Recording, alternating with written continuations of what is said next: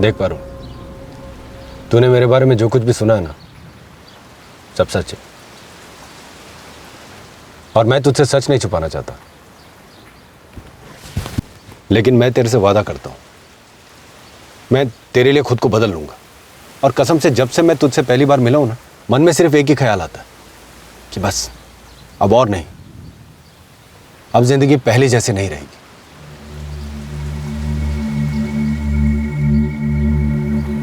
काश के हम पढ़ सकते कि दूसरों के दिमाग में क्या चल रहा है। काश के जो नजर आता है वही मन में हो। काश किसी के छुपे मकसद को हम जान सकते। काश, हालांकि ये मुमकिन नहीं।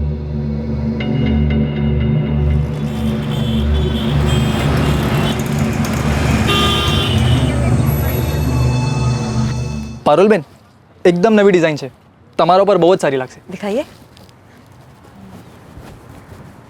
શું લાગે છે? આ સારી છે, पर मुझे ना वो वाली दिखाई। हाँ પણ एकदम लेटेस्ट है। आ जाओ।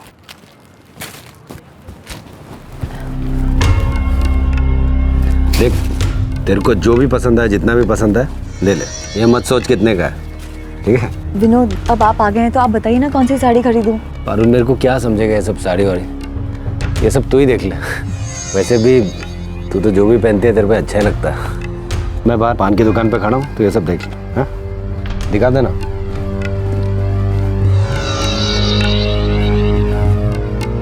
શું કરું લક્ષ્મણભાઈ? સારી का बिल बनाओ कि नहीं? शो करो, कोई समझ नहीं पड़ती। विनोद भाई की होने वाली बीबी है ये। अरे पर 12 साड़ी पसंद की उसने। पूरे शहर में मेरे ही दुकान मिली थी क्या उसको? एक काम कर दो आप, थोड़ा ज़्यादा डिस्काउंट दे दो। हाँ ये सही है, पैसे दे तो भी ठीक, और नहीं दे तो भी हम क्या कर सकते हैं। कितना हुआ लक्ष्मण भाई? अब रहने दो ना विनोद भाई। अरे नहीं नहीं नहीं लक्ष्मण भाई, लगन से मारा, मुफ्त में नहीं लो। हाँ बताओ कितना हो? अरे दिखाओ यार, बराबर है ना? देखो, अगले हफ्ते लगन है हमारा, आपको आना है, कार्ड भिजवा दूंगा, भूलना नहीं। जय श्री कृष्ण। जलेबी जैसा टेढ़ा आदमी सुधर कैसे गया?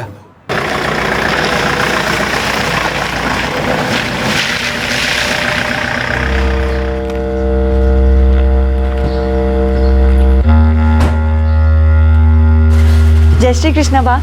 जय श्री कृष्ण। बा, ये देखिए कितनी सारी साड़ियाँ खरीद के लाई हूँ।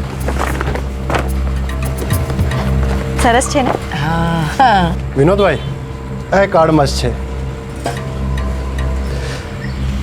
आ जाओ विनोद भाई, मुझे ये बहुत पसंद आया।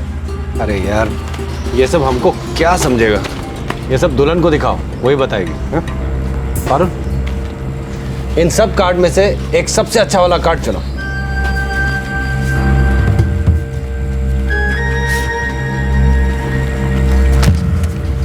ये अच्छा लगा?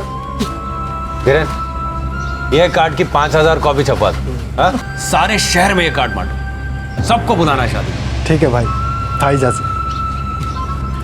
पुनीत, तू पारुल को घर छोड़ के आ जा। भले विनोद भाई, चलिए भाभी। मैं ना ये सारी साड़ियाँ यहीं छोड़ के जा रही हूँ। अरे कहीं भी छोड़ दो, तुम्हारा ही घर है, और फिर एक हफ्ते बाद तुमको यहीं तो आना है।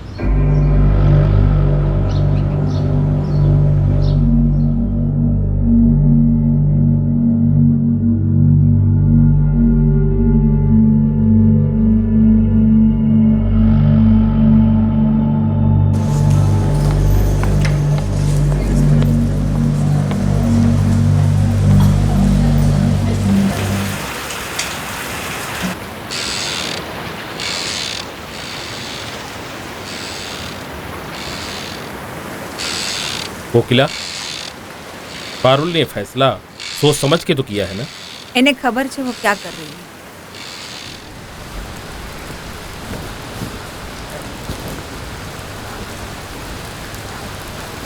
पारुल बेटा, क्यों थे हो मम्मी? तूने ठीक से सोच लिया है ना? मतलब तू जो करने जा रही है। 4 दिन बचे हैं लगन को, तुझे क्या लगता है मैं बिना सोचे समझे करूंगी क्या? भले तू जो ठीक समझे।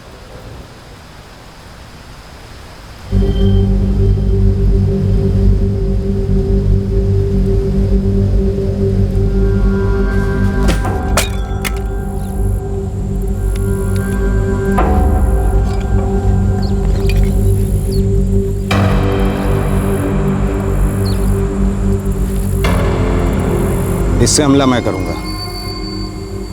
तू ये ले विलास, माजी को तू पकड़ना और कंदर तू पारुल बहन को पकड़ना। ठीक है। પણ ફૂલજી अरे खबर तो पक्की है ना, मतलब वो घर में अपनी माँ और पारुल के साथ अकेला मिलेगा ना?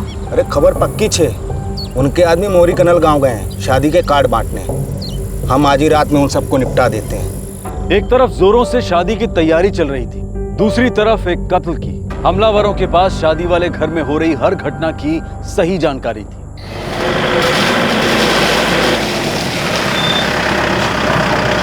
मैंने ये सारे पैकेट्स अंदर रख देती हूँ और बात से भी मिल लेती, फिर आप मुझे घर छोड़ दीजिए। तो फिर तुम खाना भी यहीं खा लेना ना, उसके बाद मैं तुमको घर छोड़ देता हूँ। ठीक है। जय श्री कृष्णा बा। जय श्री कृष्ण बेटा। बा खाना खा लेते? हाँ, मैं तुम दोनों की राह देख रही थी। चलो मैं 2 मिनट में हाथ मुंह धो के आता हूँ, ठीक है? 2 मिनट। बा, मैंने ना गहने खरीदे हैं, तब तक दिखाऊं? हाँ दिखाओ ना। अरे वाह,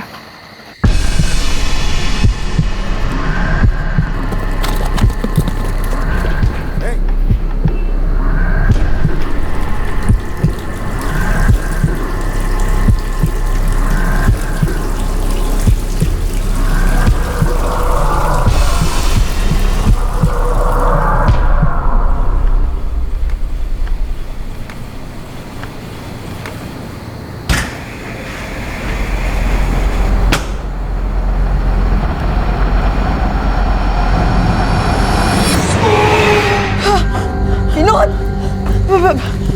विनोद, विनोद, विनोद।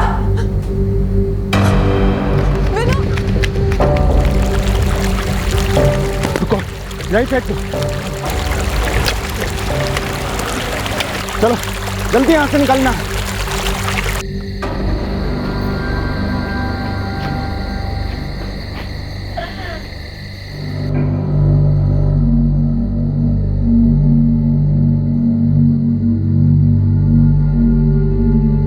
मैं विनोद का बीच का भाई धवल चौहान। विनोद हमारा सबसे छोटा भाई था। जब ये सब हुआ तब पारुल यहाँ विनोद और बा के साथ में थी। 3 लोग थे, उनमें से 2 ने मुझे और बा को पकड़ा, बोले अगर आवाज की तो जान से मार देंगे। तीसरा अंदर गया। कुछ देर बाद जब वो बाहर आया तो तीनों भाग गए। जब मैं अंदर आई तो देखा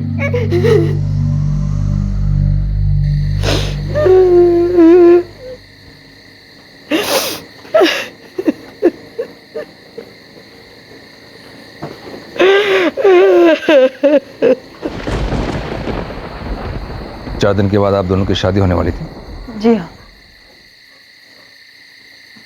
हम आज ही शादी के गहने लेकर आए। खाना खाने के बाद वो मुझे घर छोड़ने जाने वाले। आपने उन दिनों का चेहरा देखा? उनके चेहरे ढके हुए।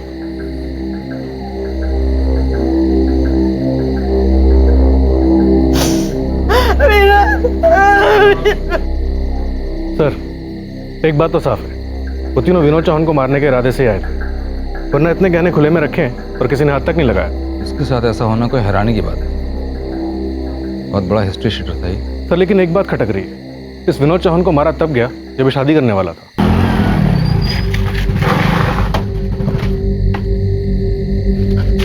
विनोद भाई, विनोद भाई,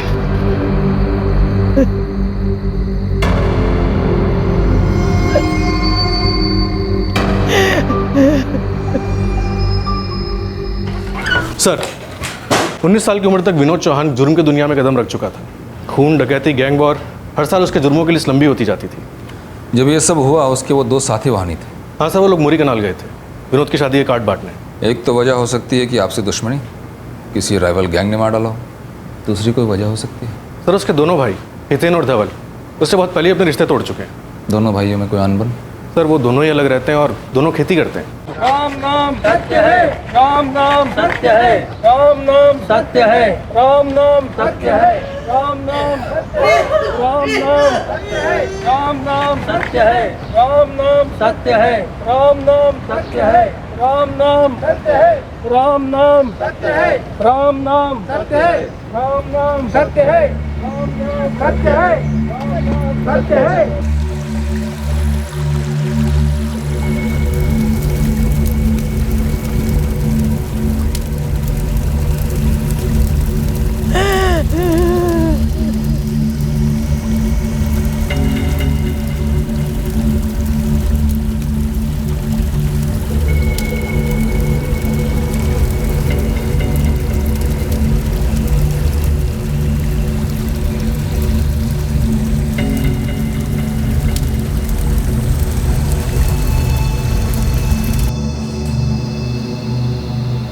विनोद अपने सारे गलत काम छोड़ चुके थे सर। अब इतनी आसानी से भी ये सब काम नहीं छोड़ते।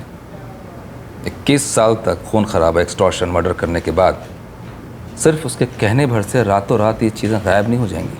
अगर उन्हें किसी से खतरा था भी तो भी उन्होंने मुझे कभी इस बारे में कुछ नहीं बताया। आपका कहने का मतलब है कि आपको पता ही नहीं था कि विनोद कितना नामचीन गुंडा है, उसके ऊपर कितने एक्सटॉर्शन और मर्डर के केसेस चल रहे हैं। जब मैं उनसे पहली बार मिली थी तब मैं नहीं जानती थी कि वो क्या करते हैं। ये सब मुझे उनसे मिलने के बाद पता चला। कब मिली थी पहली बार? कुछ महीनों पहले। अब विनोद चौहान इतना भी अनसुना नाम नहीं है जिसके बारे में किसी को पता ना हो। शहर के सारे दुकानदार उसके नाम से थर थर कांपते थे और आप कह रही हैं आपको पता नहीं था। मैं नहीं जानती थी उनके बारे में ये सब, लेकिन जब पता चला तब उन्होंने मुझसे ये वादा किया था कि वो ये सब काम छोड़ देंगे। मैं तेरे से वादा करता हूँ, मैं तेरे लिए खुद को बदल लूंगा। घर बसाने से पहले उसने सारे बुरे काम छोड़ने का फैसला ले लिया था। जी हाँ। जुर्म वाला आती तो एक वजह है इसकी, आपके हिसाब से और कोई वजह है इस मर्डर की? मने खबर न थी। धीरेन, पुनीत, तुम दोनों विनोद के दो हाथ थे, एक दायां एक बायां। मैं मानने को तैयार नहीं हूं कि तुम दोनों के इस हमले की कोई खबर नहीं थी। उस रात चुपचाप दोनों निकल लिए? साहब, हम लोग विनोद भाई के लगन का निमंत्रण बांटने मौरी कनाल गए थे। और जो थोड़ीपन खबर होती ना सर कि विनोद भाई के साथ ऐसा कुछ होने वाला है, तो हम लोग कभी उनको अकेला नहीं छोड़ते। ऐसा कैसे मान लो कि तुम दोनों को पता ही नहीं था? विनोद भाई ने सारे गलत काम छोड़ दिए थे। वो तो घर बसाने की बात कर रहे थे। तुम चाहते हो कि मैं तुम्हारी बात पे यकीन कर लूं? सच यही है सर, विनोद भाई अपनी बात के बहुत करीब थे और आखिर उन्होंने अपनी बात की बात मान ली। बेटा तू जे करे छे ना बराबर करे छे, ऐसा कितने दिन चलेगा? मैं भी थक चुका हूँ बा, मुझे भी अब एक अच्छी जिंदगी जीनी है। पहले खेती बाड़ी करते थे ना, बस वही करूंगा। पुनीत, धीरेन, देखो अगर तुम लोग चाहो तो मुझे छोड़ सकते हो, क्योंकि मैंने अब सोच लिया कि मैं किसी हथियार को हाथ नहीं लगाऊंगा और सारे गलत काम बंद कर दूंगा। विनोद भाई, हम हमेशा आपके साथ रहें और आगे भी रहेंगे। आप जो भी काम करेंगे हम आपके साथ हैं। विनोद भाई इतनी आसानी से नहीं छोड़ेंगे आपको। और ऐसा क्या था जिसने विनोद जैसे आदमी को संत बना दिया? प्यार? हाँ साहब, विनोद भाई पारुल भाभी से बहुत प्यार करते थे।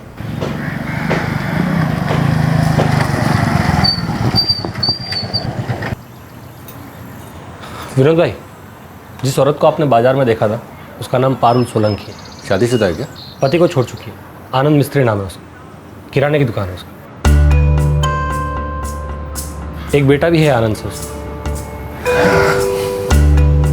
तेरे को क्या लगता है, पसंद करेगी मुझे? कर से विनोद भाई, और बात करवा मैं सुबह दो।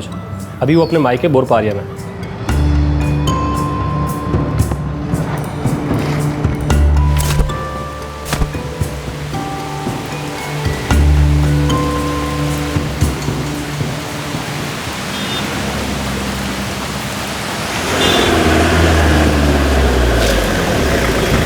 कहीं छोड़ दूं क्या तेरे को? क्यों? वो तुम इधर खड़ी हो बस स्टैंड पर, बारिश हो रही है तो मैं उस तरफ जा रहा हूँ, शायद तुम भी उधर ही जा रही होगी ना। मुझे घोरपड़ जाना है। घोरपड़ जाना है? मुझे भी घोरपड़ ही जाना है, मैं वो घोरपड़ में ही रहता हूँ। अरे डरो मत, मैं कोई बुरा आदमी नहीं हूँ।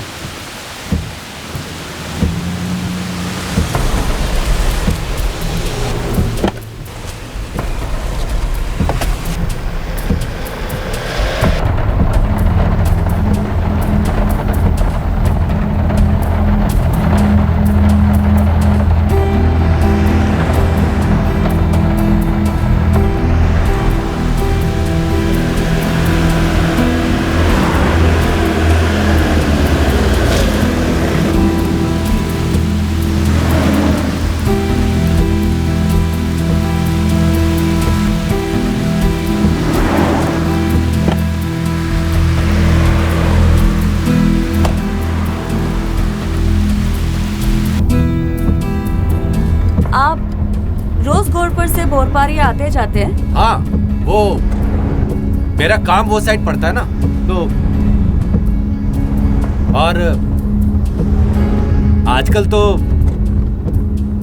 घोरपड़ से भोरपारिया जाना अच्छा लगने लगा है।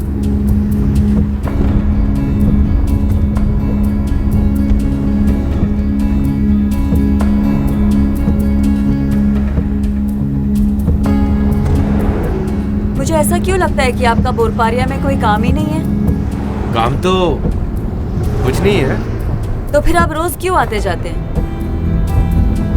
ये सब क्या सिर्फ इसलिए कि मैं आपके साथ रोज सफर कर सकूं? यही वजह है ना?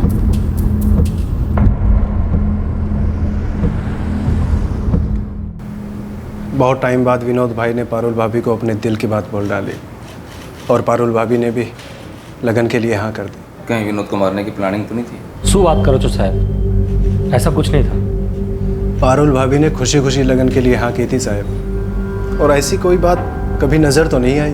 अभी विनोद फारूक की शान के गैंग में था, मगर विनोद भाई तो गैंग छोड़ चुके थे साहब। इससे पहले उसने हैदर बानवा का गैंग भी छोड़ा था ना?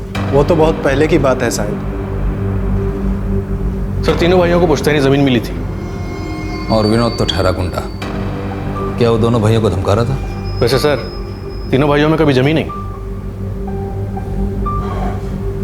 बापूजी के सामने ही हम लोगों ने विनोद से सारे संबंध तोड़ लिए थे। शुक्रिया सर, गांव में रहना मुश्किल हो गया था। सबको पता चल गया था कि हमारा छोटा भाई एक गुंडा हो गया है। बापूजी के सामने सारी जमीन का बंटवारा भी हो गया। एक गुंडा होने के बावजूद भी आपकी माँ ने उसके साथ रहना कैसे पसंद कर लिया? विनोद हम सब में छोटा था और बाका लाडला था।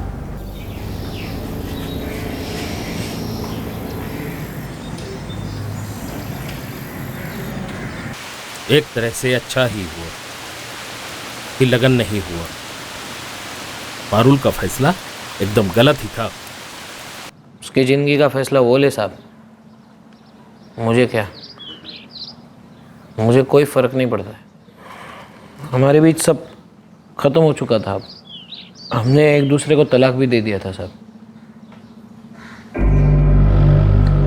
उसने तुम्हें और तुम्हारे बेटे दोनों को छोड़ दिया। पर सच कहूँ तो साहब उसका गलती नहीं है। मतलब हम दोनों में कभी बनी ही नहीं, ये तो होना ही था शायद। गलती दोनों का नहीं है, पर कभी कभार आपको लगता है ना कि सब ठीक है, ठीक होता नहीं है। विनोद चौहान को जानते हो? हाँ। पारुल ने जब उससे शादी का फैसला किया, सुन के तुम्हें धक्का नहीं लगा? धक्का क्या साहब, मेरी तो जैसे मति गुम हो गई थी। कुछ समझ में नहीं आ रहा था कैसे वो किसी गुंडे मवाली के साथ शादी कर सकती है। तो रोका क्यों नहीं उसे? समझाया उसे? नहीं, हमारे भी बातचीत बंद हो चुकी थी। मतलब हम छुट्टा छेड़ा के लिए अर्जी दिए थे 8 महीने पहले। 1 महीने पहले छुट्टा छेड़ा हो गया, तो उसके बाद शादी का कार्ड देखा मैंने, मुझे भी भेजा था। क्या करता, हंस के टाल दिया बस। तुम्हारा बेटा? नहीं, वो नहीं संभल पाया अभी तक। पारुल के जाने के बाद बस ऐसे गुमसुम सा रहता है। जीरे बाप बेटे बस दोनों। तुम्हें नहीं लगता कि विनोद ने पारुल को जबरदस्ती इस रिश्ते में फंसा के रखा हुआ था? मतलब वो चाह के भी निकल नहीं पा रही हो। देखो, ये वाकई ताज्जुब की बात है कि पारुल ऐसे आदमी के साथ प्यार में कैसे पड़ी। पर साहब एक बात पक्की है, इस मर्डर से पारुल का कोई लेना देना नहीं हो सकता। पारुल ऐसी नहीं है, ऐसा है। वो एक जाना माना मुजरिम था। पुलिस यकीन नहीं कर पा रही थी कि वो अचानक ऐसे जुर्म की दुनिया छोड़ सकता है। इस जुर्म के पीछे जाती दुश्मनी का भी कोई एंगल नजर नहीं आ रहा था। बचता था सिर्फ एक एंगल, जुर्म से जुड़ा उसका अतीत। यहाँ उसके कत्ल की कई वजहें हो सकती थी।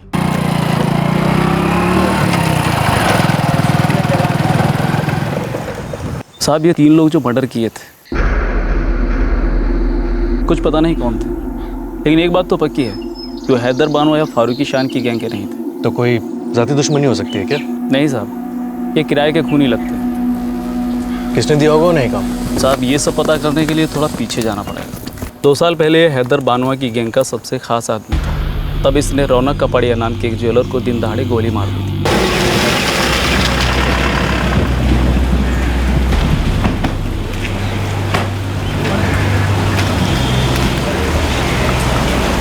क्या रौनक भाई, 2 महीने का टाइम दिया तुमको। हाँ, 12 फोन किया, ना तुम फोन उठाता है ना तुम्हारा पैसा आता है। अरे विनोद भाई, कहाँ से लाऊं 50 लाख रुपए? धंधा भी नहीं है। जितना बन पड़े मैंने हैदर भाई को दे दिया। अब आप हर रोज मांगते रहेंगे तो मुझे तो अपना धंधा छोड़ के आपकी गैंग में काम करना पड़ेगा। साला बाप दादा के जमाने से ये सोना चांदी का बिजनेस कर रहा है। इतना दबा के रखा है कि तेरे आने वाली 7 पुश्ते खाएगी, और बोलता है कि पैसा नहीं है। तो ले, आज से तेरा ये धंधा ही बंद। हाँ?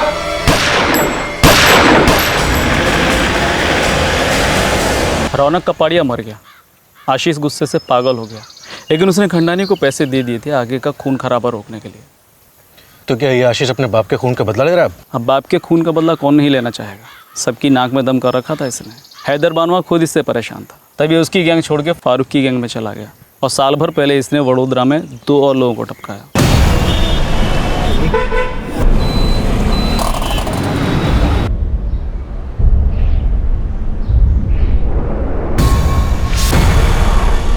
विनोद भाई, एक बार बात कर लें क्या?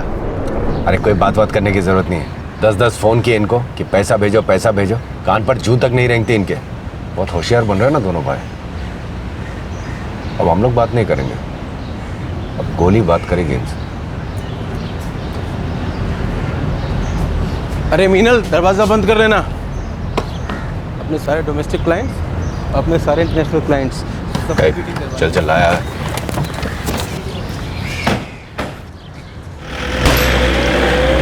सांगवी भाइयों का कंस्ट्रक्शन का काम था। ये विनोद चौहान अपना सारा काला धंधा छोड़ना चाह रहा, कहीं इसलिए तो इस पे वार नहीं हुआ? हो भी सकता है। वैसे भी जो दुश्मन थोड़ा भी कमज़ोर पड़े तो सामने वाला हथियार उठाने से चूकता नहीं है। यही होता है इस धंधे में। साहब, ये खून खराबा विनोद चौहान जैसे लोगों का काम है। मैं एक सीधे साधा धंधे वाला हूँ। अपने बापू के खून के बाद उनका धंधा संभाला है, और मेरा सारा समय इसी में निकल जाता है। उसने जो तुम्हारे साथ किया उससे तुम्हें धक्का तो बहुत लगा होगा। साहब, जिसके सामने उसके बापू का खून हो जाए उसे भूल तो नहीं पाएगा। मेरी आंखों के सामने गोली मार दी थी मेरे बापू को। तो तुम चाहते ही होगे कि विनोद चौहान जैसा आदमी मारा जाए। मुझे इस बात का जरा भी दुख नहीं है कि विनोद मारा गया, लेकिन साहब मेरा घर बार है, धंधा है, ये बदला बदला लेना मेरे बस से बाहर है। सर, आशीष के कॉल रिकॉर्ड्स और कॉन्टैक्ट से ऐसा कुछ नहीं लगता है इस केस में उसका कोई हाथ होगा। और बड़ौदा के सांगवी, उनका कोई हाथ हो सकता है? सर, वो दोनों ही कमाने वाले थे। दोनों के पीछे छोटे बच्चे हैं, और दोनों की बीवियां किसी तरह से अपनी गृहस्थी संभालने में लगी हुई हैं। मुझे नहीं लगता उन लोगों को ही हाथ होगा। विनोद ने रौनक कपाड़िया को तब मारा जब वो हैदर बानवा के ग्रुप में था। सांगवी ब्रदर्स को तब जब वो फारूकी शान के ग्रुप में था। सर, उसका इन दोनों गैंग्स को छोड़ना उसके खून की वजह हो सकता है। वो जुर्म की दुनिया छोड़ना चाहता था, और हो सकता है इन दोनों गैंग्स को उसके इस फैसले से कोई खतरा महसूस हो। उसके ऊपर ऑलरेडी संघवी और रौनक के मर्डर केसेस चल रहे थे, और संघवी के मर्डर केस में से 6 महीने पहले ही जमानत मिली थी। मुझे भी लगता है ये दोनों गैंग्स कहीं ना कहीं से इसमें शामिल हैं। वो तीनों लापता हमलावर, कोई नहीं जानता वो कौन है, कहाँ छुपे। सर, मुझे लगता है हमें इन दोनों गैंग से पूछताछ करनी चाहिए। मुझे भी ऐसा लगता है। हो सकता है वहीं से कोई सुराग मिले।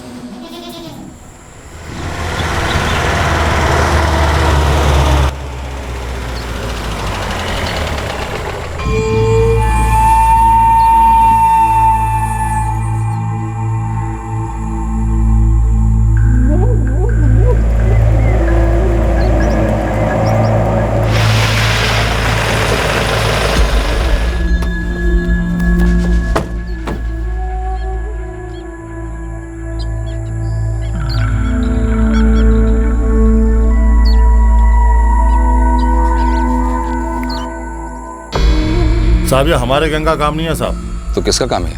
यही तो पता नहीं चल रहा साहब।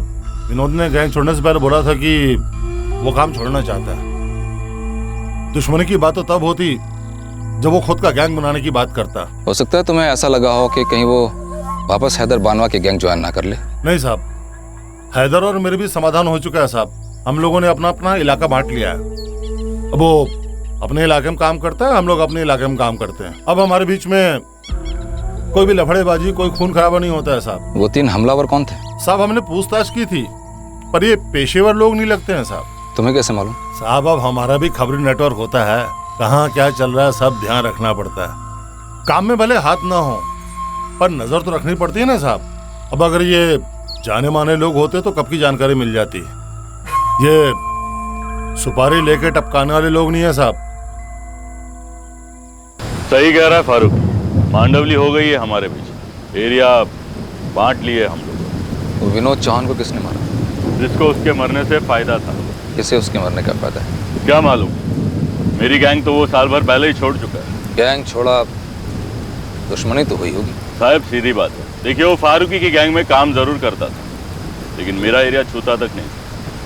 फिर दुश्मनी किस बात की? और वैसे भी वो धंधा छोड़ने वाला था, तो रही सही कहा सुनी भी खत्म हो चुकी।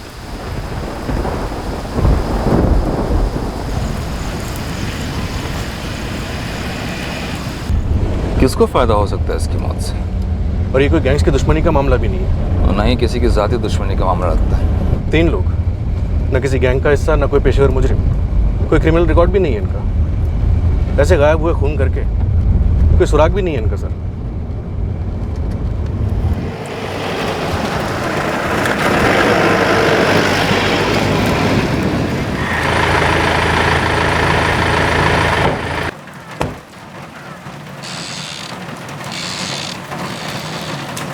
पारुल सोलंकी कर्माचे साहब बहुत सदमे में बैठी। हमें उससे बात करनी है।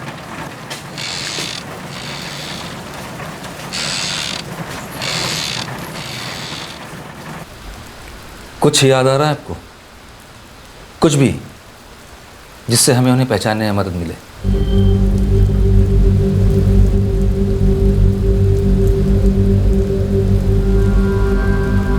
नहीं, वो तीनों एकदम से अंदर आ गए और उनके चेहरे ढके हुए थे, इसलिए मैं ठीक से देख ही नहीं पाई उनको। हो सकता है उन लोगों ने आपस में एक दूसरे को गलती से नाम लेके बुलाया हो। उनमें से किसी ने भी एक दूसरे को नाम लेके नहीं बुलाया।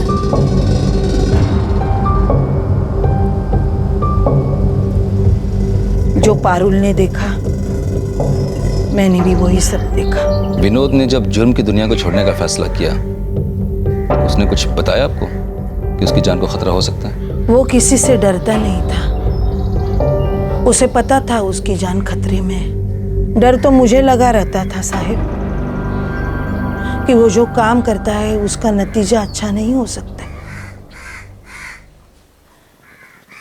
आखिरकार वही हुआ। 10 बार बुला के आप अपने वही सवाल बार बार हमसे पूछेंगे, जिनका हमारे पास सिर्फ एक जवाब है, जो कि सच है। अगर हमें जरा भी पता होता कि विनोद भाई के साथ कुछ भी होने वाला है तो कसम खा के कहते हैं हम वहाँ से हिलते तक नहीं। हाँ साहब, हम दोनों विनोद भाई के लगन की तैयारियों में लगे हुए थे। अगर ज़रा भी भनक होती तो हम लोग विनोद भाई को कभी अकेला नहीं छोड़ते सर। और हाँ सर, विनोद भाई भी कच्चे खिलाड़ी नहीं थे, उन्हें भी इस बारे में कोई भनक नहीं लगी हो। 3 लोग जिन्हें अच्छी तरह से पता था कि विनोद कब घर पर अकेला होगा और कब तुम दोनों उसके साथ नहीं होगे। घर पे सिर्फ 2 औरतें थीं। हैरानी की बात तो यह है कि जो खुद ऐसे मर्डर्स प्लान करता था, उसका मर्डर भी उसी तरीके से हुआ। किसी की बुरी नज़र लग गई साहब विनोद भाई, वरना जब वो गैंग में थे तो किसी माइके लाल की हिम्मत नहीं थी उन्हें हाथ लगाने की। और जब ये सब कुछ छोड़कर सीधे रास्ते पे चलना शुरू किया तो ये सब हो गया।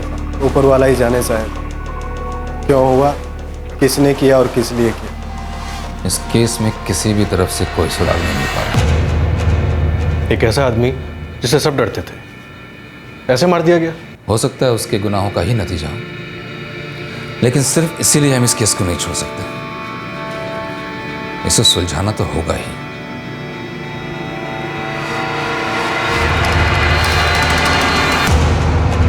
ना कोई सुराग अब तक, ना कोई पहचान कातिलों की, और ना ही कत्ल का मकसद सामने आया था। केस बंद नहीं किया गया था, लेकिन आगे भी नहीं बढ़ रहा था। कई महीने बीत गए और अब यह केस लोकल क्राइम ब्रांच के पास आया।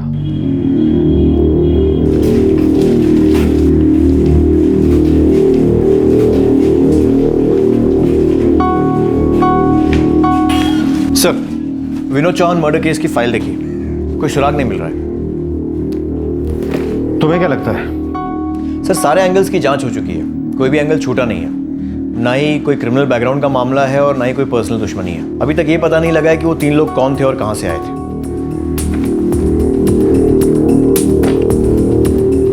उन तीनों ने ना तो विनोद चौहान की मां पर कोई वार किया और ना ही उसकी मंगेतर पारुल पर। 2 लोगों ने उनको पकड़ा और तीसरा अंदर जाकर विनोद चौहान को मारा है, लेकिन उन दोनों को कुछ नहीं किया। हाँ सर।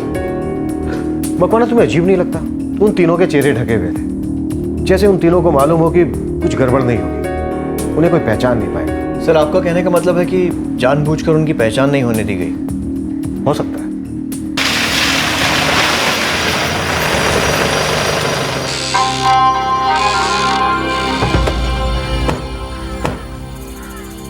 पारुल यहाँ नहीं है साहब। कहाँ गई है?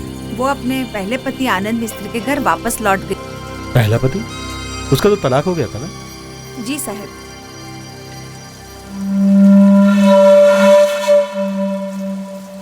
जी नहीं साहब, वो उसकी भूल थी। अपने पहले पति के घर वापस लौटना? जी नहीं साहब, विनोद चौहान से लगन तय करना। पारुल हमेशा से ही ऐसी गलतियां करती आई है। तो पारुल अपने पहले पति के घर है, हमें उससे वहीं मिलना है।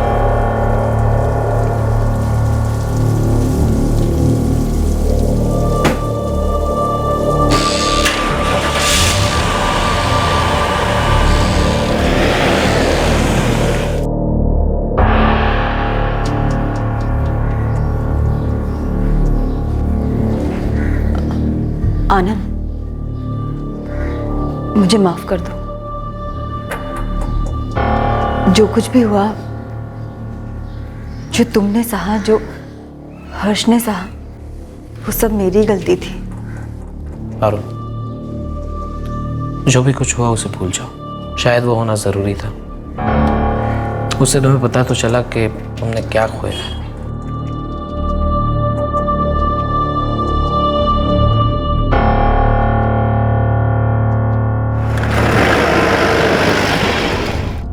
कुछ ना कुछ तो ऐसा है जो अभी तक सामने नहीं आया है। कोई छुपा मकसद, कोई हिडन एजेंडा है इस खून के पीछे जिसे बड़ी सफाई से छुपा दिया गया है। सर, मुझे इस केस में पारुल सोलंकी पर सबसे ज्यादा शक है।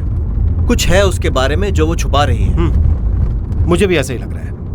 उन लोगों ने पारुल को कोई नुकसान नहीं पहुंचाया, उसे ऐसे ही छोड़ दिया। कोई ना कोई वजह तो है इसके पीछे।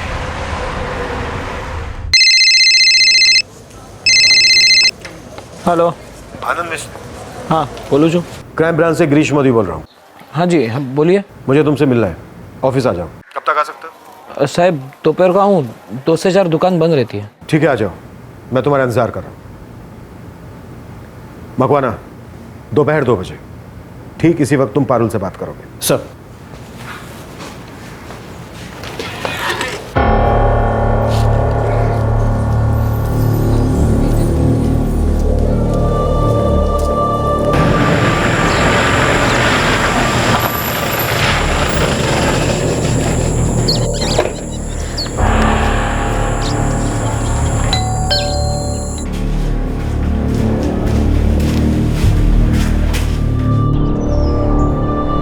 मैं बहुत परेशान थी, टूट सी गई थी मैं। फिर तुम अपने पहले पति के पास वापस लौट आई, जिससे तुम्हारा तलाक हो चुका है। नहीं, वो आए थे मेरे पास। जो कुछ भी हो साहब, पर हम कभी पति पत्नी थे। हमारा एक बेटा भी है। हमारे बीच मतभेद थे, मनभेद नहीं थे। अब भी कहीं थोड़ा अपनापन बाकी है। तो तुम उसे दिलासा देने गए थे? मैं उसका दुख बांटने गया था।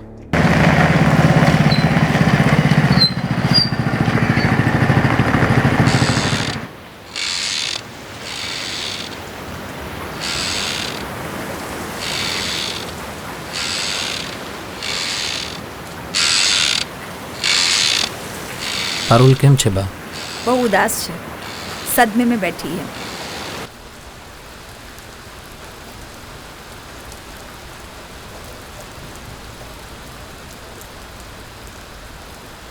दरअसल मुझे खुशी होनी चाहिए तुम्हारे ये हालात देखकर, पर सच कहूँ पारुल तो मैं बहुत दुखी हूँ।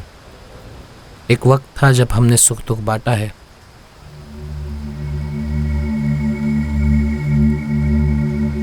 मैं पहले ही तुमसे ये कहना चाहता था कि तुम्हारा विनोद के साथ लगन ठीक नहीं है। विनोद जैसे इंसान के साथ तुम पूरी जिंदगी नहीं जी सकती, पर कह नहीं पाया। तुमने भी तो जैसे ठान सी ली थी। मैं अंदर से टूट चुकी थी आनंद। मैं अपना जीवन जीना चाहती थी। तुम्हारा जीवन भी तुम्हारे साथ था, तुम्हारा जीवन साथी भी तुम्हारे साथ था। तुम ही चली गई। हर्ष अभी तक ये स्वीकार नहीं कर पाया है कि तुम जा चुकी हो। वो अभी भी तुम्हें याद करता है।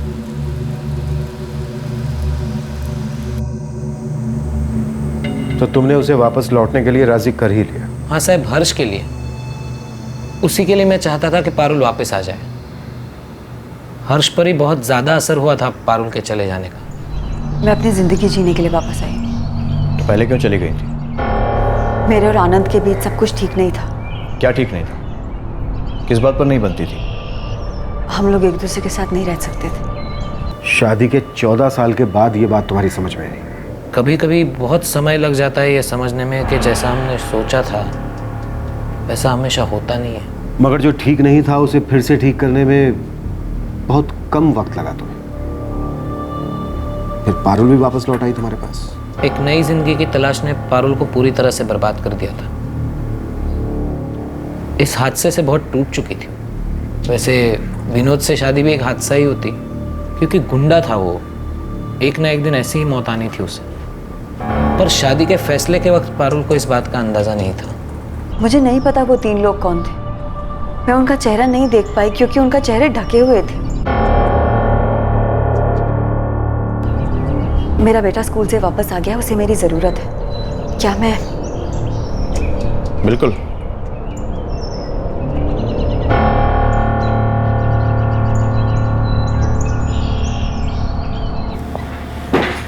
आनंद मिस्त्री, क्या पारुल ने ही विनोद को मरवाया है? कैसी बातें कर रहे हैं साहब? पारुल एक सीधी सादी सी औरत है जो गलत रिश्ते में फंस गई थी बस। लेकिन वो कभी किसी को मरवा नहीं सकती साहब। बाप, अब तो हम में से किसी एक के साथ रहो। यहाँ अकेली कैसे रह पाएगी आप? नितिन बेटा, धवल बेटा,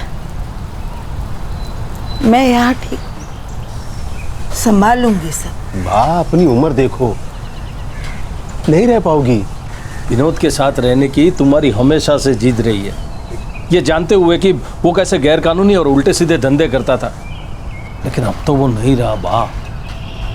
अब तो हमारे साथ रहो। मैं यहाँ ही ठीक हूँ। विनोद गलत था, हमेशा से गलत था। मैं उसे बदल नहीं पाई। हार गई मैं, हार गई। आप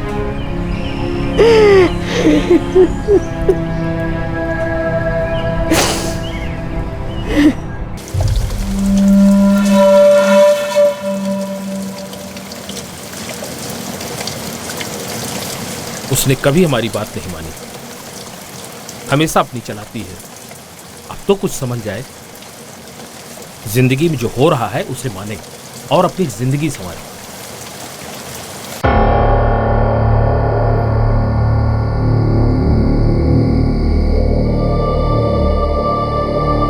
पारुल, मैं बहुत खुश हूं कि तुम इस घर में वापस आ गई।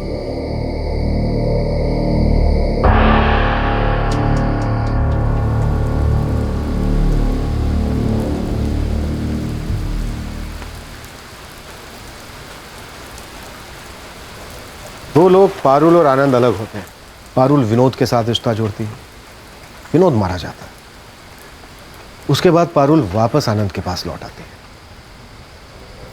इस सब में से किसी साजिश की बुनी आती? मतलब दोनों के अलग होने का कोई खास मकसद था? जानबूझकर तलाक लिया गया। विनोद चौहान से पारुल का प्यार भी एक सोचा समझा कदम था, ताकि विनोद प्यार में पड़ जाए और उसे मार दिया जाए। हो सकता है ऐसी कोई साजिश। कहीं छोड़ दूं क्या तेरे को? मैं तेरे लिए खुद को बदल लूंगा। मन में सिर्फ एक ही ख्याल आता कि बस अब और नहीं।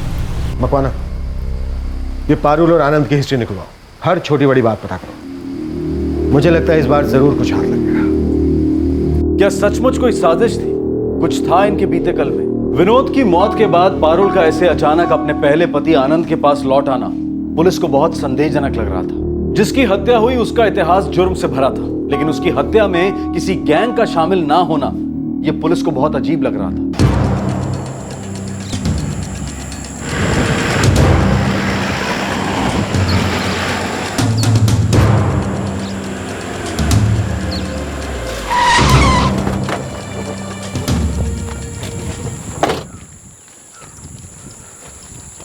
हाँ वेल जी, बोल, क्या पता चला? साहब, ये पारुल और आनंद बड़ी जानी मानी लव स्टोरी है इनकी। पर विनोद चौहान से इसका कुछ लेना देना था क्या? वो तो नहीं पता साहब, लेकिन 14 साल पहले जब इन लोगों का प्यार हुआ था तो दोनों का अपने घर वालों के साथ बहुत झगड़ा हुआ था। आनंद तब 26 साल का था और पारुल तब कुछ 20 साल की थी। मुझे ना समझ में ही नहीं आ रहा है कि अगर बापूजी को हम दोनों के बारे में पता चलेगा ना तो वो क्या बोलेंगे। कभी ना कभी तो पता चलेगा ना पारुल। बता दो उनको। मैं बता दूं या तुम साथ चलोगे? हाँ, मैं आऊँगा। पहले तुम्हारे बापूजी से बात करेंगे, फिर मेरे बापूजी को बताएंगे।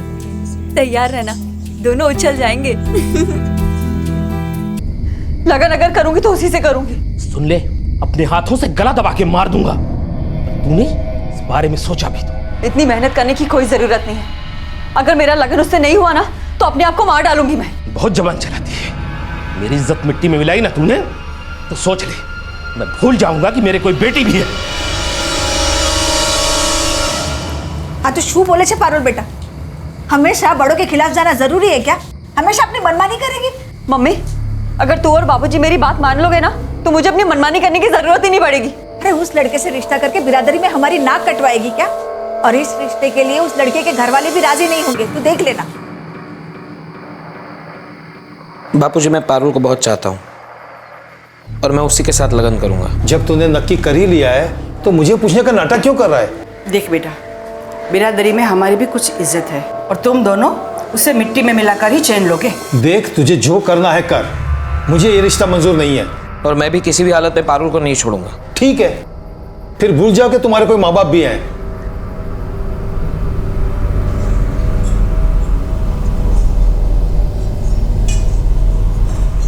आनंद, ऐसे गुस्सा करके क्या होगा? कुछ ना कुछ तो सोचना ही पड़ेगा ना। पता है पारुल, अब हमें वही करना होगा जो हमको ठीक लगे। मतलब हम हमारे माँ बापूजी के विरुद्ध जाएंगे? अगर हम ऐसा करते हैं तो वो फिर कभी हमारा मुंह नहीं देखेंगे।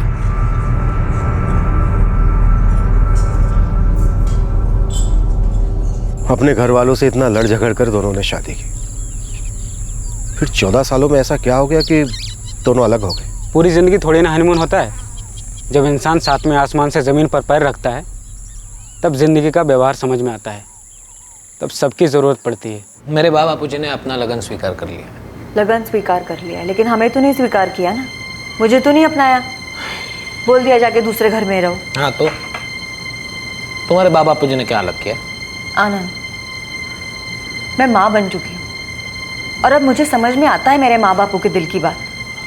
वो लोग बूढ़े हो रहे हैं, उन्हें ज़रूरत है हमारी, और मुझे भी तो याद आती है ना उनकी। तुम्हें अच्छी तरह से पता है तुम्हारे बापूजी को मैं फूटी आंख नहीं भाता। हाँ, लेकिन इससे हम दोनों अलग तो नहीं हो रहे हैं ना। और पहले भी उनके मना करने पर भी हम दोनों अलग नहीं हुए थे। अगर इस उम्र में मैं उनसे मिलने जाती हूँ तो क्या खराबी है आनंद? मेरे माँ बापूजी हैं वो। मैंने कहा ना, तू उनसे नहीं मिलोगी बस। क्यों नहीं मिलोगी? हर्ष को भी घर परिवार मिलेगा, नाना नानी का प्यार मिलेगा। और वैसे भी आनंद, उन लोगों को अब हमारे साथ रहने से कोई शर्म नहीं आती। इतना समय बीत चुका है, सब कुछ बदल गया है, लेकिन आप बिल्कुल नहीं बदलना चाहते। नहीं बदलना चाहता, नहीं बदलूंगा।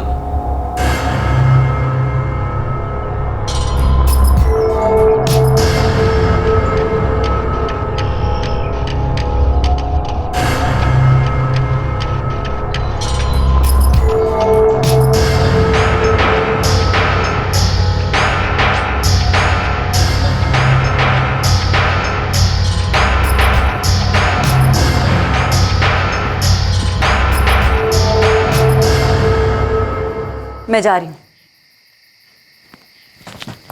कहाँ? इस घर से दूर। घर से दूर मतलब? तुमसे दूर। मैंने तुम्हारे लिए मेरा घर छोड़ा, बाबा जी को छोड़ा तुम्हारे साथ ये घर बनाने के लिए। मैंने भी वही सब किया था आनंद। सब कुछ छोड़ छाड़ के आई थी यहाँ मैं तुम्हारे साथ। और ऐसे ही छोड़ छाड़ के चली भी जाओगी? मुझे तलाक चाहिए। मैं तुम्हारे साथ नहीं रह सकती अब, बस। ठीक है, जाओ। मैं भी नहीं रहूंगा तुम्हारे साथ, लेकिन एक बात याद रख, मैं तुम्हें हर्ष को ले जाने नहीं दूंगा। वो मेरा बेटा है। पर इन सब में विनोद चौहान बीच में कहां से आ गया? साहब, पहले आनंद और पारुल ने तलाक की अर्जी दी, फिर पारुल विनोद चौहान से मिली, उसने तलाक होने का इंतजार किया, फिर शादी की तैयारी शुरू हो गई। कहानी बस इतनी सी है या कुछ और भी है जो हमें पता नहीं चल रहा? सर, अब तक हम वो कड़ी नहीं ढूंढ पाए हैं जिससे ये पता चले कि क्यों शादी से बस 4 दिन पहले विनोद चौहान का खून हो गया। नहीं साहब, जहाँ तक हमें याद है पारुल या आनंद के घर वालों से हमारा कोई लेना देना नहीं था। जबकि पारुल और विनोद के लगन की बात हमें बहुत देर बाद पता चली, जब वो फैसला कर चुके थे तब। ये छोटा शहर है, जब पारुल और आनंद की लव मैरिज हुई तो बिरादरों में बहुत हल्ला मचा था, सबको पता तो होगा। अरे साहब, कुछ बातें घर की 4 दीवार के बाहर आती ही नहीं है, भले ही चाहे कोई बिरादरी के बाहर जाकर कुछ करे। हम उस वक्त थोड़ी खुसर पुसर हुई थी, लेकिन इतना भी नहीं कि शहर भर को पता चल जाए। अब तो बोलते बोलते जबान भी थक गई है साहब। जरा भी खबर होती कि ऐसा कुछ होने वाला है तो विनोद भाई के साथ होते हम लोग। क्या ऐसा भी हो सकता है कि विनोद पारुल को बहुत पहले से जानता हो, पारुल और आनंद के अलग होने के पहले से? कुछ ऐसा हुआ हो कि कोई पुरानी वजह झगड़ा बन गई हो? क्या पारुल और आनंद के अलग होने की असली वजह विनोद था, या फिर कोई और वजह थी पारुल की विनोद से इस तरह से बदला लेने की? नहीं साहब, ये क्या बात कर रहे हैं आप? जहाँ तक हम लोगों को मालूम है, विनोद भाई तो पारुल भाभी को जानते भी नहीं थे। जमानत पे रिहा होने के बाद ही वो पहली बार पारुल भाभी से मिले थे। इसके पहले उन दोनों के बीच में कुछ भी नहीं था सर।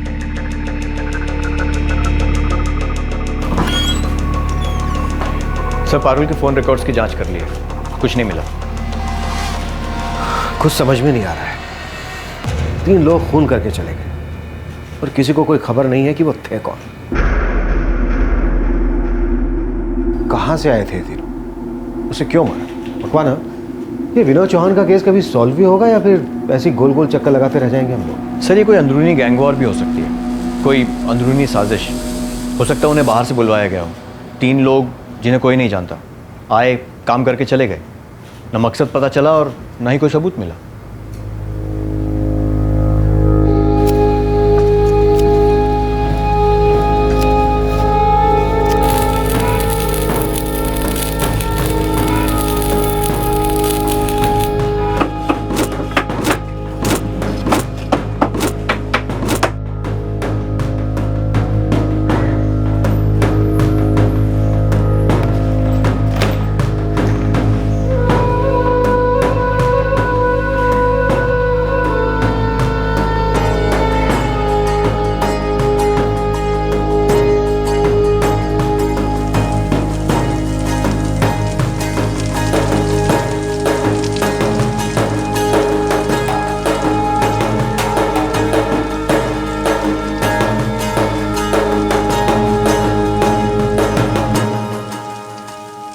क्या ये केस ऐसे बिना सुलझे ही रहने वाला था? हमलावरों या उनसे ये हत्या करवाने वालों के बारे में कोई सुराग नहीं मिल रहा था। किसी जाती दुश्मनी के भी कोई आसार नजर नहीं आ रहे थे। अचानक एक ऐसा नजरिया सामने आया जिस पर अब तक किसी का ध्यान ही नहीं गया था।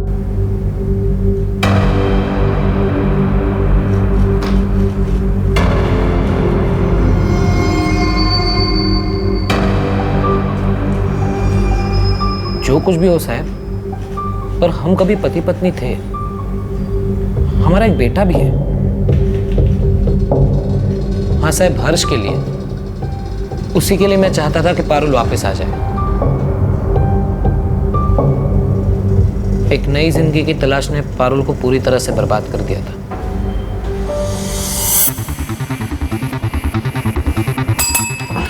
सर, मकवाना, मुझे लगता है अब तक हम इस केस को गलत नजरिए से देख रहे थे। एक एंगल को तो अब तक हमने छुआ ही नहीं। पारुल ने आनंद को छोड़ा है। ये भी तो हो सकता है कि आनंद नहीं चाहता हो कि पारुल और विनोद की शादी हो। पर उसने अपनी मर्जी से पारुल को तलाक दिया था। फिर भी इस एंगल के बारे में हमने नहीं सोचा है। बकवाना, ये जो तीनों हमलावर हैं, हो सकता है आनंद के साथ इनका कोई रिश्ता हो। पता लगाओ।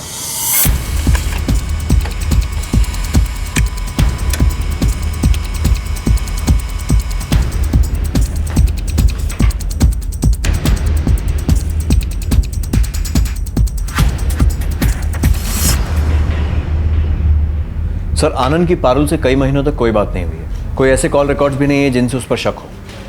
बल्कि अगर आनंद ने इस खून की साजिश की होती तो हमें उसके कॉल रिकॉर्ड्स में कोई सुराग ज़रूर मिलता, उन खूनियों को किए गए कॉल्स खून के पहले या खून के बाद में। लेकिन यहाँ पर खून से 2 दिन पहले और 3 दिन बाद तक आनंद ने अपने फ़ोन से किसी से भी कोई भी बात नहीं की।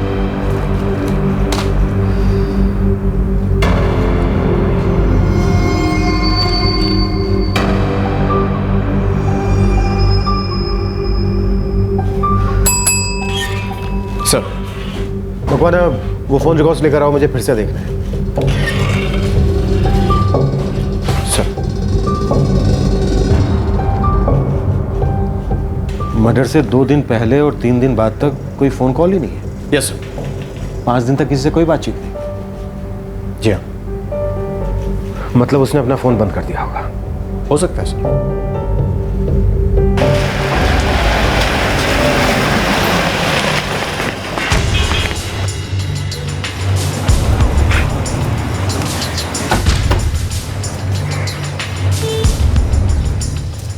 मुझे पारुल और विनोद के लगन का कार्ड मिला था।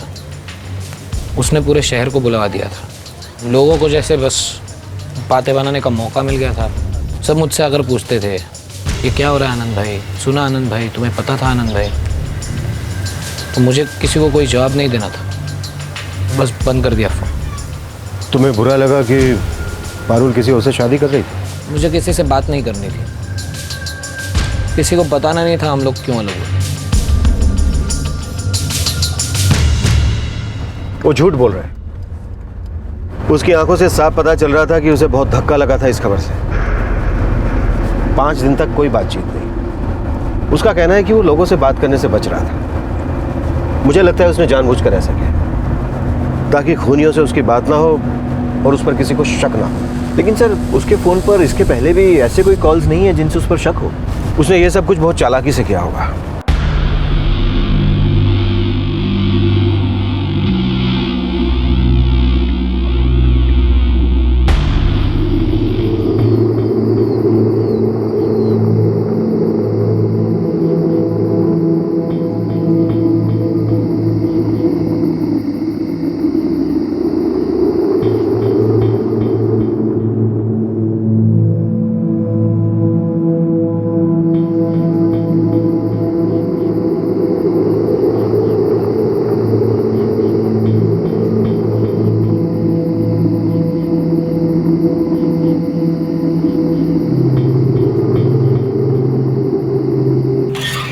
सर, आपका शक सही निकला।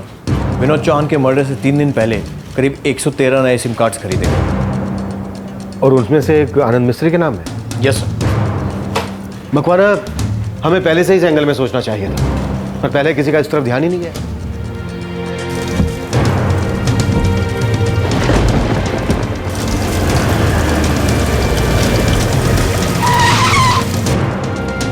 हाँ साहब, ये वही आदमी है जिसने सिम खरीदा था।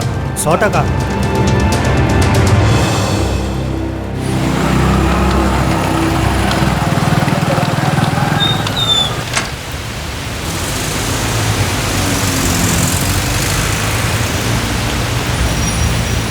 भाई साहब, ये कब तक चालू होगा? लगभग 4 कलाक में हो जाएगा। हो जाएगा ना? ठीक।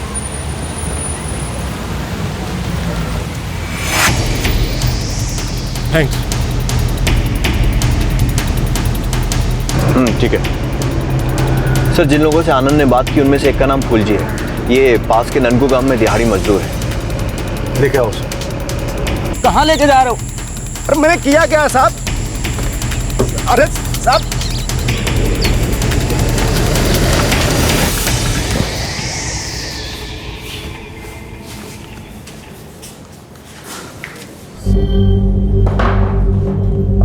फुलजी, तेरे साथ 2 लोग और थे।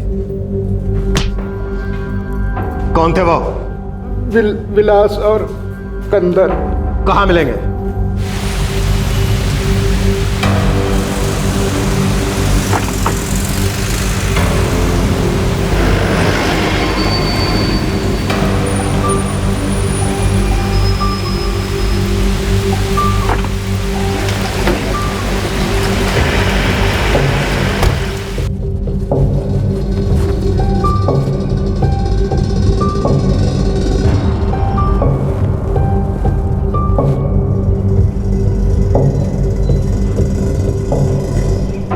शुभदेव,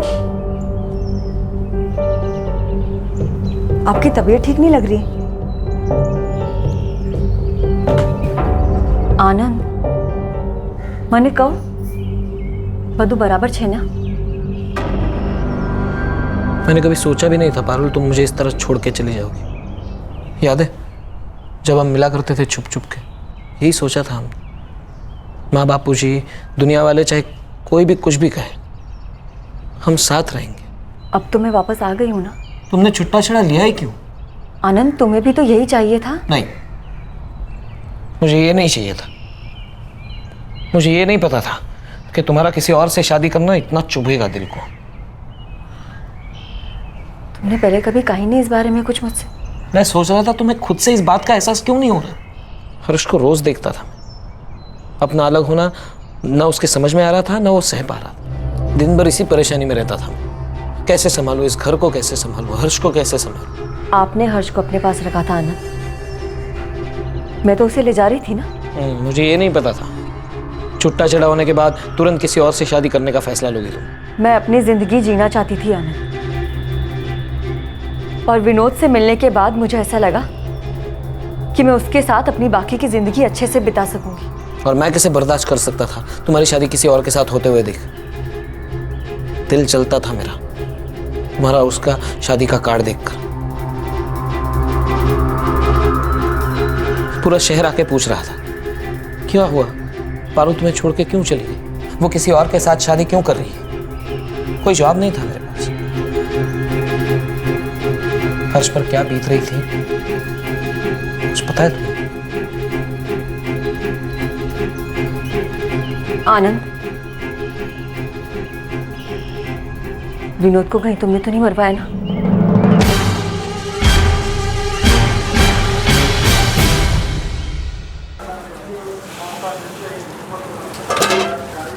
आनंद भाई, आज कोई काम नहीं मिला, पैसे कल दे दूं तो चलेगा? फूल जी, तुम्हें पता है मैं उधार नहीं रखता। आनंद भाई, मैं कहीं भागा थोड़ी ना जा रहा हूँ, कल मैं ज़रूर दे दूंगा। कल याद से दे देना।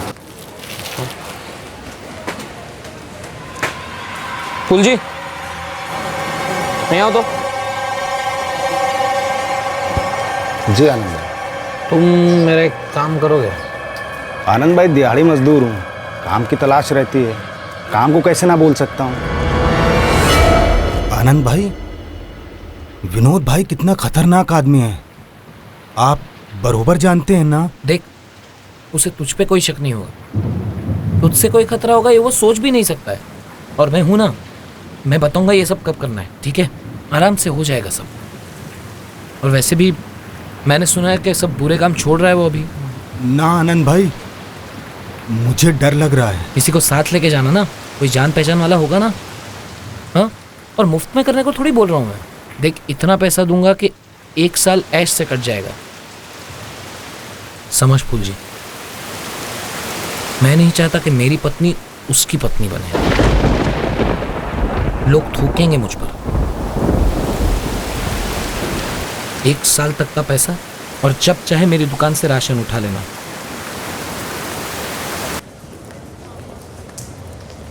आनंद भाई, ये विलास है और ये कंधर्प है, ये दोनों भी मेरी तरह दिहाड़ी मजदूरी करते हैं। ठीक है, मैं सबको पैसे दूंगा, हाँ? और फ़ोन करके बताऊंगा काम कब करना है। अपना नंबर दो तुम। 444-56-7865। देखो, ठीक है, फिर मैं इस नंबर से फ़ोन करके बताऊंगा, हाँ? ठीक है? ठीक है आनंद भाई, चलो। उस दिन मैंने फूल जी को तुम्हारा पीछा करने को कहा। तुम लोगों ने आशीष की दुकान से गहने खरीदे।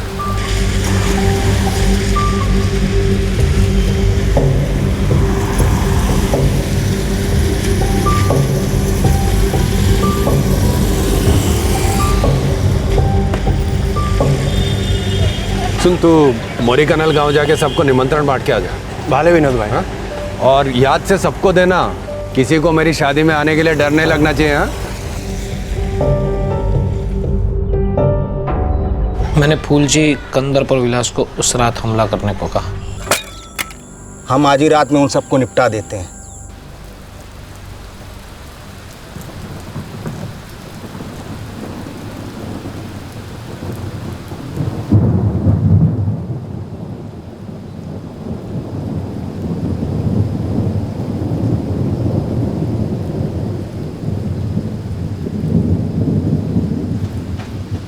पुलिस को मुझ पर शक है और मुझे ऐसा लगता है वो जल्दी मुझ तक पहुंच जाएंगे।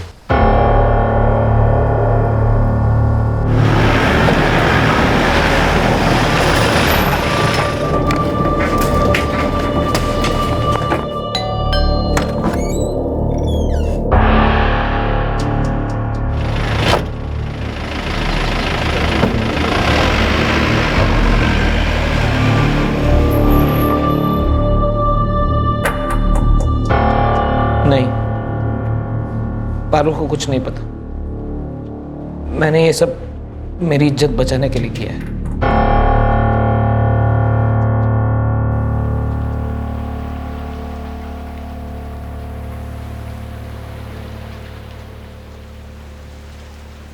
उन्होंने अपनी मर्जी से मुझे तलाक दिया था।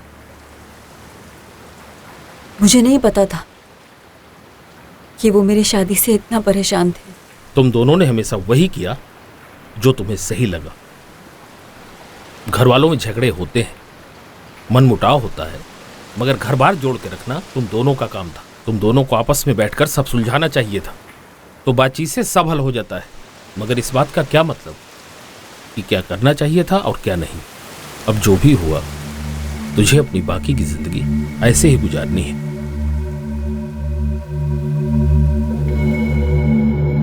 बाप, पारुल के पहले पति को यह लगन रोकना था। वो नहीं चाहता था कि उसकी दोबारा शादी हो। उसी ने विनोद को मरवा दिया।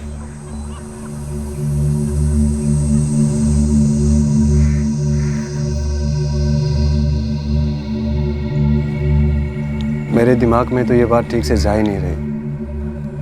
जब विनोद भाई को प्यार हो गया, लगन करके घर बसाने की बात सोच लिया, ये धंधा छोड़ने की बात सोच लिया, तब मर्डर हो गया। और ये मर्डर पारुल भाभी के पति ने करवाया।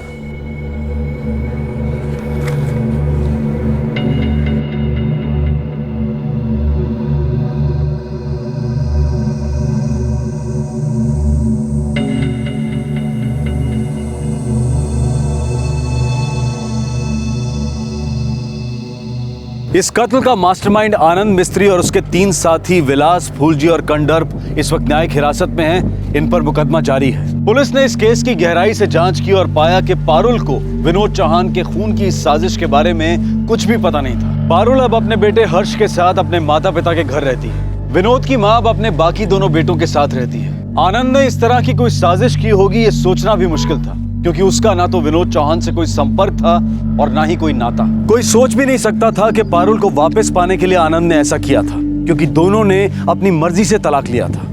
इस केस के दोनों सिरों पर एक प्रेम कहानी थी, एक आनंद और पारुल के बीच और दूसरी विनोद और पारुल के बीच। पर दोनों कहानियों का अंत दुखद हुआ। इंसानी कमजोरी से समझदारी हार गई। ईर्ष्या ने जुर्म का रास्ता अपनाया। आनंद के दिमाग में क्या चल रहा था, क्या मकसद था उसकी सोच में, पारुल समझ ही नहीं पाई। पर सबसे ज्यादा चोट पहुंची एक मासूम बच्चे हर्ष को, जिसने पहले तलाक की वजह से अपनी मां को खोया और अब उसका पिता सलाखों के पीछे है। प्रेम कहानियों और ईर्ष्या के इस जुर्म भरे पेचीदा मामलों के बीच फंसा एक बेकसूर बच्चा। उसके जख्मों की गहराई को कोई नहीं जान सकता था। आपसे फिर मुलाकात होगी क्राइम पेट्रोल सतर्क में एक और नए केस के साथ। तब तक अपना ख्याल रखें, सुरक्षित रहें और याद रखें, सही वक्त सही कदम, सतर्क रहें। जय। इस तरह के और भी एपिसोड देखने के लिए हमारे चैनल को सब्सक्राइब करें और बेल आइकन दबाना ना भूलें।